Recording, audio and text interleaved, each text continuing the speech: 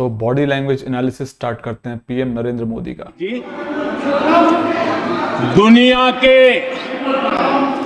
किसी भी नेता ने भारत के ऑपरेशन रोकने के लिए नहीं कहा।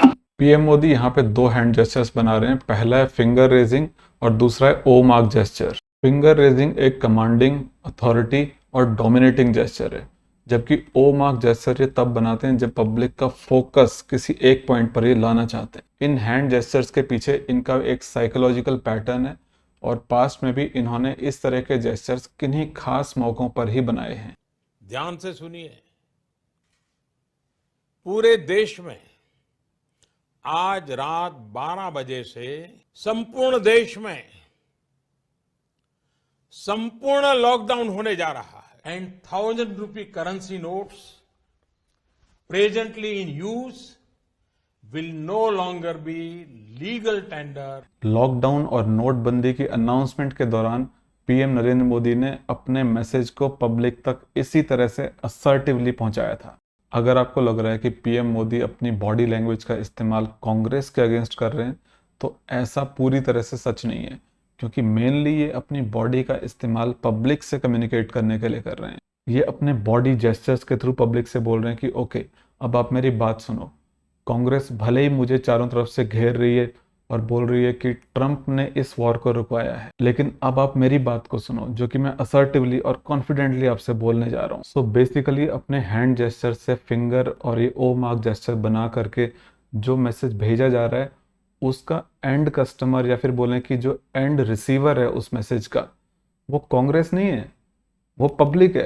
दुनिया के किसी भी नेता ने भारत के ऑपरेशन रोकने के लिए नहीं कहा। तो यहाँ पे पीएम मोदी बड़ी चतुराई से अपने सेंटेंस को बना रहे हैं और वो ये बोल रहे हैं कि दुनिया के किसी भी नेता ने ये नहीं बोला कि ऑपरेशन सिंदूर को रोक दिया जाए। राहुल गांधी और कांग्रेस लगातार कोशिश कर रहे हैं कि कैसे भी करके पीएम नरेंद्र मोदी एक बार डोनाल्ड ट्रंप का नाम ले लें, बस कि उन्होंने वॉर को नहीं रुकवाया है, लेकिन यहाँ पे वो पूरी तरह से अवॉइड कर रहे हैं उनका नाम लेने से। कांग्रेस के इस फोकस्ड और कॉन्सेंट्रेटेड ट्रंप अटैक को वो पूरी तरह से डाइल्यूट कर रहे हैं और वो ये बोल रहे हैं कि किसी नेता ने हमें ऐसा नहीं बोला कि ऑपरेशन सिंदूर को रोक दिया जाए।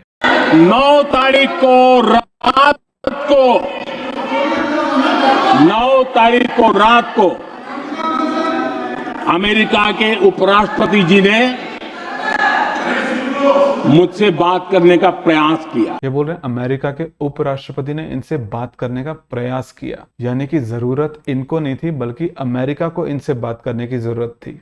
यानी कि एक बार फिर से ये अपने आप को एक मजबूत स्थिति में दिखाने का प्रयास कर रहे हैं। वो घंटे भर कोशिश कर रहे थे, लेकिन मेरी सेना के साथ मीटिंग चल रही थी। ये वाला पार्ट सबसे इंटरेस्टिंग है, क्योंकि यहाँ पे मोदी जी बोल रहे हैं कि 9 तारीख की रात को अमेरिका के राष्ट्रपति ने मुझसे बात करने का एक तो प्रयास किया और वो घंटे भर कोशिश करते रहे। यहाँ पे इनकी बॉडी लैंग्वेज दोबारा से एक्टिवेट हो रही है। एक तो ये सप्रेस्ड गिगलिंग, यानी कि दबी हुई हंसी। मेरी सेना